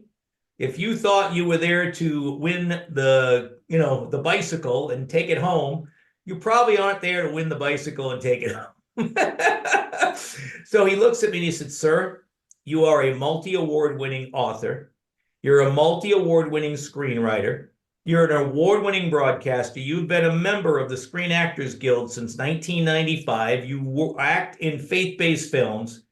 I have been told to tell you that you are immediately to drive back to Knoxville and start the Knoxville Christian Film Festival and the Knoxville Christian Book Awards in order to open up another avenue for creative Christians to be able to have their works honored for God, because there are not a lot of avenues that provide that. And you are the guy with all of your experience, all of your awards. You're the one that is supposed to do this." And I was like, whoa, it kind of doesn't get more direct than that. A stranger who you never met tells you this is what you're supposed to do when I'm looking for my new purpose, which I wouldn't have had the new purpose had he not changed his date. And Dorothy, as you saw, right? Anybody who's watching, listen, you probably figure. So God had this thing lined up, Anthony, a minimum of 6 years earlier. Plus, he sent me to Alaska to get all the stories for the Cruising Toward Heaven books and the movie scripts, right? So it's like whether you, universe or God, whatever you choose, it doesn't matter. Something had me lined up a long time. I choose God. I have a great relationship with him, a personal relationship. And I write about it. When you read the books, you're like, whoa, that's another great story. That just, these things just don't happen, right? And so there I am. So I'm driving down the freeway to come home, and I call my friend Randa, who also happens to be an amazing graphic designer. And I said, "You're never going to guess what happened." And I told her, and she said, "Oh man, I know other people that have tried that in Tennessee." And I said, "Listen," I said, "I'm sure they're really wonderful people." I said, "But I'm not them. I'm me." I said, "You've read my books. You've read my scripts." I said, "You've seen me work on I said, "If you don't want to do it, you don't have to. But if I'm going to do this, I got to do it right away. And I need a logo. You want to design it?" And she's hemming and hawing. I said, "You know what? Just pray about it. If you don't want to do it, we're still friends. Don't worry. Just tell me no." Like an hour later, I pull over to a rest area on the freeway, and I get out and I check my phone, and there's a text message from her, and she said, "My husband says I don't need to pray about it. It's a no-brainer. I need to help you right away." And so we designed this beautiful logo, which I sent over to you. In downtown Knoxville, they had the World's Fair in 1982, and they have this big thing. Like if anybody's ever been to the Las Vegas, they have the stratosphere and they have this big thing up top. Well, they have the sun sphere downtown, and it's just a big thing. You can go up an elevator and it looks like a big golden dome. And so she designed the fire of God coming out of the sun sphere. So like the energy of God is on fire for all of this. So I said, if I'm going to do this, I'm going to do it big. And I'll trust that because God's asking me to do it, that he's going to provide everything I need, just like in doing my books, to do this on a much bigger level. Because a normal film festival, for anybody who's watching that doesn't know, normally people make short films because they're trying to sell it to make a feature film. So they'll try to get it into a film festival, and then people will just go there and watch the films, and they'll take a couple of pictures on the red carpet, and somebody, that's been a successful producer will do a little panel in the next room over, and people go home. And I said, if we're going to do this, we're going to do something special. And I want to do something, on a big level. So I called it the Knoxville International Christian Film Festival. And Anthony, we started this thing, again, not running a film festival. I've been to plenty of them, and I do have all this other experience for sure, but never run a film festival. But again, just like you did with the podcast, I said, you know what? God told me to do it. Let me build a website. So I went on GoDaddy, and they make it kind of easy for guys like me to be able to at least put something that looks. And I went all around Knoxville, and I was taking pictures of different parts of it so we could have cool pictures on the website and stuff. And I just built it, got it up and running. Within minutes of it going on, you'll never guess what happened. All of a sudden, I got submissions from Italy, Sweden, China, Malaysia, and I even had, and then of course Alaska, Tennessee, Virginia, various parts of America, and I even got one, Anthony, from Iran. Wow. So with all of the, the talk about their, whatever they have going on over there, there's people that really want to feel God in their life. And so this guy sends me a long email, this award-winning filmmaker in Iran, and he said, I have this story about me and God, and I would really love to share it, but my monetary system doesn't work with PayPal and the American system. Is there any way that you could allow me a complimentary entry into your festival? And I wrote him back and I said, listen, this is God's festival. It's not mine. If he had you take the time to write an email to me, then surely, I said, just send me the link to your film and let's go. This is, and so I'm hoping that we can create something in the near future that will make it so attractive for people like Anthony from New Zealand and all over the world to want to come to Knoxville for an annual celebration of their works. Absolutely. Right. And I want to do it like when all the leaves are changing colors in the fall, because people make a journey just for that. And I want to do it with that. And there's a lot of local musicians who have made it big in country music, but are pretty good, have really good music that's inspiring. And I want to make it so that people will bring their families and really be energized about, honoring their works and being a part of other people's works and make it more than just, okay, well, we showed up, we watched the film, that's great, let's go to dinner next door, okay, you guys have a nice day, go home. Because that's the reality of what a film festival is in most parts, right? And the reality is this: people create these films, and most of them, 95%, will never get sold. And this is a statistic from the Screen Actors Guild. 95% will never get sold at a film festival, and yet that's why everybody goes there, is to try to sell their film. And so knowing this, I said, well, if I know that 95% of people will never get there, what would bring them there? Let's bring them there to support each other and make it other activities and other cool things around East Tennessee which, if you don't know, is also nicknamed God's country. So why would God bring me to God's country and ask me to do this thing? He obviously must have a plan. So I'm trusting the plan. So anybody that's watching us, listening to us now, who might be a creative type of Christian individual, whether you do feature films, short films, student films, family films. I really want to do family videos. Everybody has a cell phone, right? So I want families to do like family videos. If they do something maybe on a weekly basis, they do together. You know, mom and dad and the two kids, or however big the family unit is. What do you do weekly to just have family fun? I want family videos to promote that, screenplays, soundtracks, people that just create a wonderful, and I say just, but people that take the time to create a wonderful song, and then maybe take your cell phone. Every one of us, right? Pretty much nowadays. I was at a meeting in Hollywood not long ago, and this big giant producer who's done really big shows, he said to us, he said, how many people are creating your own content? And out of 150 people in the room, maybe 20 of us put our hand up. And he said, what is wrong with you people? He said, you're all actors. You're all creative people. And every one of you has a cell phone in your hand. He said, it has a camera on it. He said, just start shooting. Make something. Right, Anthony, start the Champion Mindset Collective podcast. Just turn on the microphone, Anthony, and start saying something. Don't worry about what you're going to say, right? And then I got a post the other day from James Cameron, who did the Titanic movies and stuff.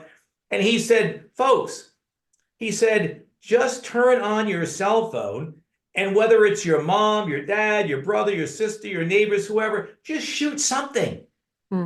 He said, then put a little graphic on the bottom, say, directed by Anthony. He said, now you're a director. He said, everything else after that is just negotiating your fee for the thing and what your next project is. That's where it starts, doesn't it? Because once you start doing that, then you get in and you enjoy it, and it's a passion. You do it more and more and more, and you get better at it. Well, look at you. When I look at the screen right now, I see the joy of life just oozing out of your eyes. I can see the glow in your face that you have, because you know that you are doing what you should be doing. Absolutely. Right. And as you said, you're building an audience, and hopefully a worldwide audience. Right. Yeah. And now because you took the effort to do your first podcast, now you're starting to get better and better each podcast, and you're learning what works better for you, and editing things and doing things live and recording things, all this other stuff that you do, right? And then you're like, well, wait a minute, maybe now I could do webinars, and maybe my guests would want to come back and help me to inspire more. And so once the creative mind starts going, it usually just races off. Yeah, absolutely. And even if it just races off and explodes, and you're like, whoa, I got pieces all over the place, that's okay. You've got pieces. Yeah. And then you can start, it's like writing a book. Sometimes chapter 10 is chapter, and I will tell you this, I will say this to the audience. If you're watching right now and listening to Anthony and I, and you've been dying to write that book, you're dying not to write, I simply say this to you. Sit down at your computer, and you just open up Word or whatever program you use to write with, and you just write whatever your first name is. Just take Bill. Bill's story. Type that. Then on your cell phone, you must have a selfie that you took of yourself, and you just insert that picture underneath Bill's story. And then you write on the bottom of it, Bill Johnson, whatever your last name is, and you print that out. And you stick it on the wall in front of you. And now you have the beginning of your book. Now you can change the title of the book, obviously, and you can change the picture afterwards. But now you have the start, the first peg of your book. And then you look at it every single day. And whether you type a word a day, a paragraph a day, but I promise you this. If you have a story to tell, which I know you do because you're on this planet, so you have a story that can help someone else have a better life. and you start doing it, and even though you think, well, I don't really know, blah, blah, blah, as soon as you start typing, I promise your fingers are going to start going like this. And you're going to like, oh my gosh, where the heck did I get all those words from? Because that's what happens to me every time I start writing. And don't worry about who's going to read it. Nobody knows me. I'm not famous. No, my aunt had immense joy because I wrote my book. My friend has a better relationship with his father now because I wrote my book. Have I sold millions of copies? No.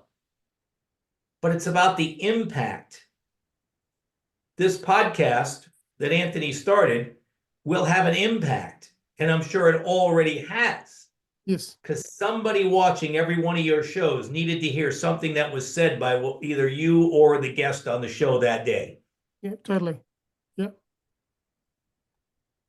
But we must start. The whole thing is just, if it's a book, type your first word. If it's your podcast, get the microphone and say your first word. Whatever it is, once you start, the mind goes. I love your story, Anthony, where you said, I started the podcast and I made a dedication to myself. I'm going to do 31 of these things on Facebook Live, and we'll just go and we'll just see how it goes. And then all of a sudden now you're like, oh, I'm going to get guests from all over the world. Oh, I'm going to start webinars. Oh, I'm going to, it's like, that's what happens, but you just need to start.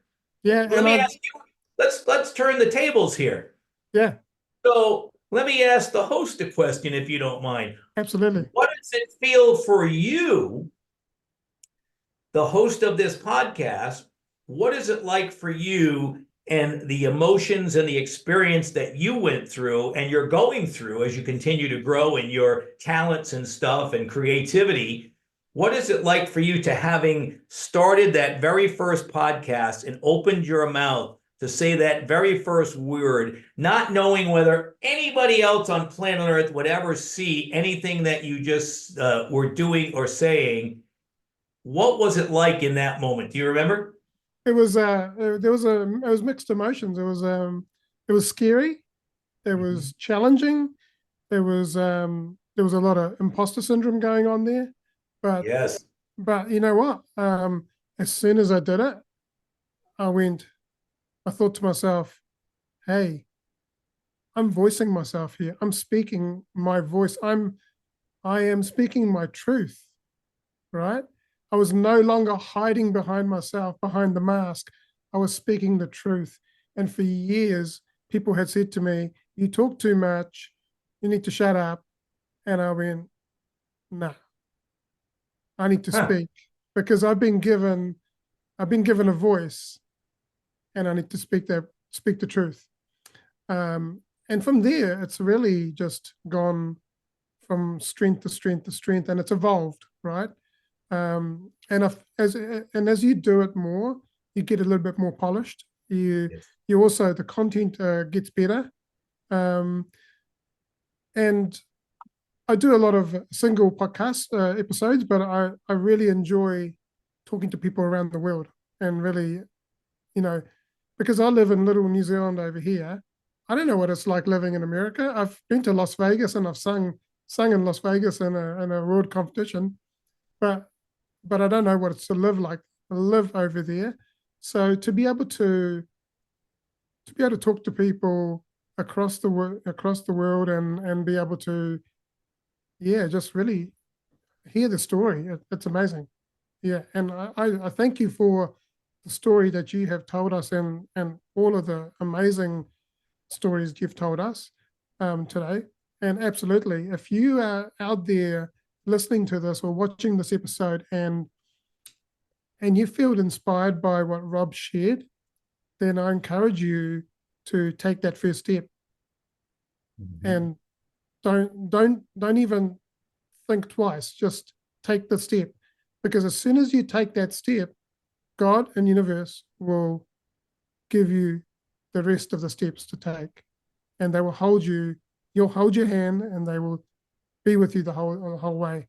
So trust yourself, believe in yourself, back yourself, and go get whatever your dream is, and unleash your potential.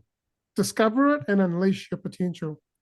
Yes. Rob, this has been an amazing interview, and If people would like to get hold of you, what's the best way to get in touch with you? I would go on KnoxvilleChristianFilms.com. Right. And that will tell you all about what I'm doing. It has my story there. You can link to my personal website as well. And it also has the link if you've created something or are going to be creating something and finishing something in the next few months, because this festival, we're doing it online this year, and it'll go up to November 16th. So there's still time for people to submit. Go on there and put your project in there, and let us help honor you with a wonderful award. And so that way you can now go out and do what I did once I became an award-winning disc. Now God used that to take me here, to take me there, and that's what happens. And Anthony, with getting the first word out to the podcast, to the whole thing just snowballs. So KnoxvilleChristianFilms.com is the best way to do it. There's a contact page on there as well.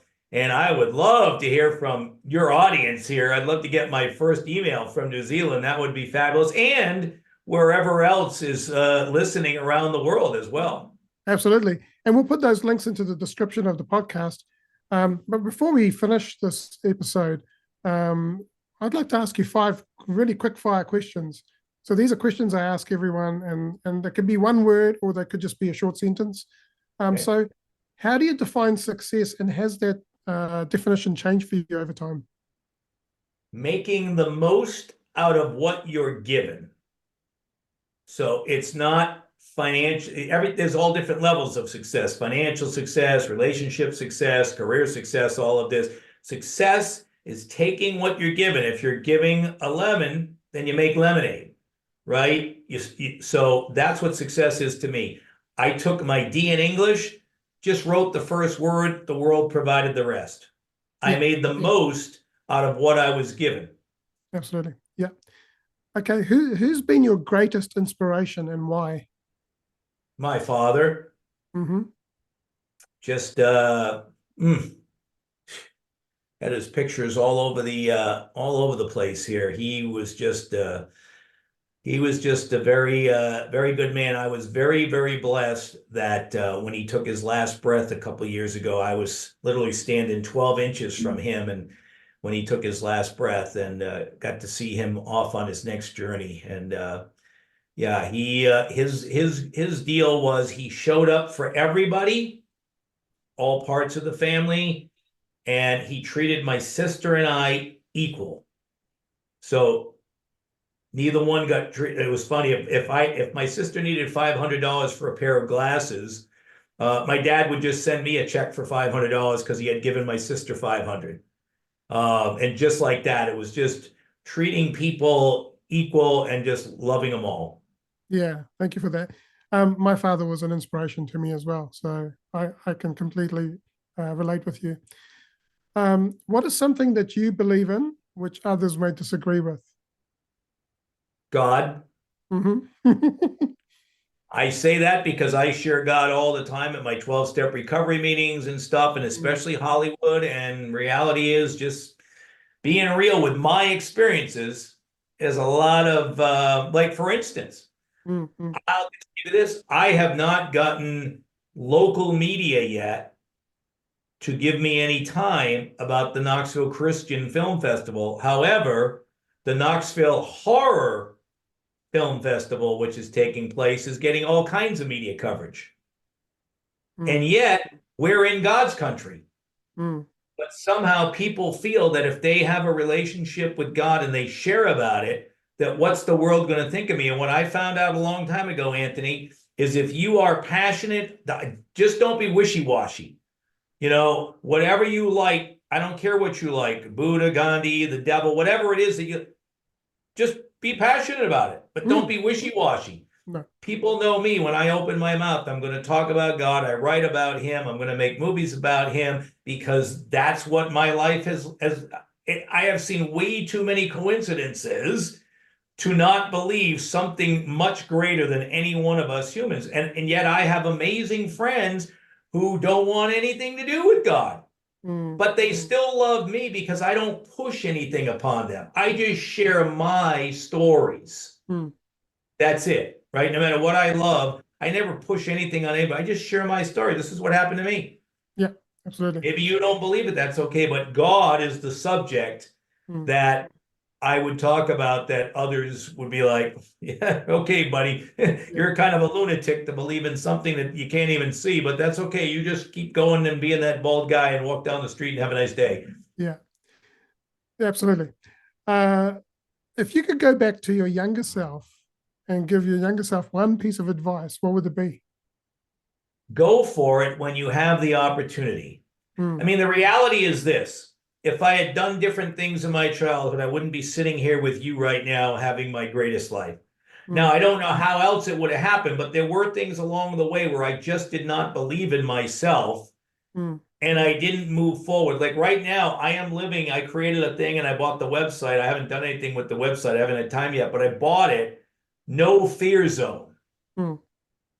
And now I live in the no fear zone. So anything somebody asks me that has any level of intelligence for creativity or something I've never done, I just say, sure, I'll do that. Never done it before, but I'll do it. If everybody wants to laugh at me, that's okay, but I'm going to do it. Yeah. I'm the same as you. I'm the same as you. Anything is possible. Nothing is impossible. Because if you take the word impossible and you break the I am, and possible, I am possible. I'm possible. Right? So there is nothing impossible because I'm possible. Thank you for sharing that. Last question. What is one message that you would share with the world? Your story matters. Right now, where you are, whether you're homeless, whether you live in the biggest mansion in the world, whether you have no money in the bank, whether you're jobless, whether you have all the money that anybody could ever spend in a lifetime, your story matters. And your story needs to be told today. Somebody, while you're out there, if you're homeless, you can help another person out there. Your story inspires others by sharing it, and by sharing your story, you also provide others of us that might have a little bit more. Maybe we have an extra $20 in our pocket to help have a meal with you. And I'll share this really quickly if I can. And with this, I offered a homeless guy in a park in North Hollywood, California, to go over to the hamburger joint a couple of years ago. And I said, would you mind are you hungry? Would you mind if I bought you a burger over at the burger stand over there? And he said to me, I will take your offer only if you will sit and eat with me. He said, I'm a homeless veteran. I'm in this park every day and I never have anybody to talk to. Nobody ever comes and talks to me.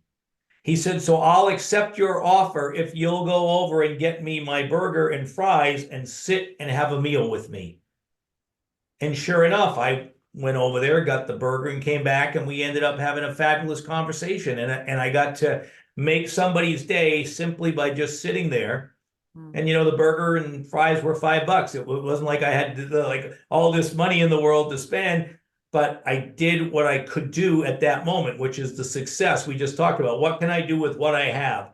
I had the time to talk to that gentleman, and you should have seen it, because people were walking by us looking at me like, don't you know that like a homeless guy? And I'm like, you could see it in their eyes. Like, what is wrong with me for hanging out with that person? But here's the thing, we will end on this, is that every person who is down and out that you might see walking the streets or sleeping, that's somebody's son or somebody's daughter. Imagine if it's your son or daughter, or your dad, or your mom, or your brother, or your sister. That is somebody's family. Absolutely. We will all learn to love one another as thyself and do it in a much more loving and kind way. And just remember that not one of those human beings ever said, I can't wait to get up and go be a junkie. Oh, I can't wait till the time that I'm homeless, baby. This is going to be great. I can't wait to get there. No. but people that are down and out give those of us who might have a little bit more the opportunity to be better human beings. Mm. Yeah, absolutely. Totally agree. Yeah. And I remember when I was about 15, 16, I almost became a street kid on Mhm. the streets of Wellington, which is the capital of New Zealand. And luckily, a friend of mine and his mum took me in, and they were Christians. So I went to live with them and went to church and went on that journey. And I was so grateful that they took me in. Otherwise, I could have been in a completely different Mm. place right now. And you've been there. So it is so important to come from a place of love Yes. and love everyone. You don't have to like people, but you should love everyone and Yes. and be empathetic and compassionate too. Mm. And so if you're watching this and you're listening to this, thank you for hanging in here for so long and listening to this episode. But there's been so much gold in this episode. Um, I'm sure it's going to completely inspire you. And I just want to remind you to champion your life and champion your greatness. And if you Yes. haven't already done so, please share this episode with your friends, your family, and your workmates because someone needs to hear this message.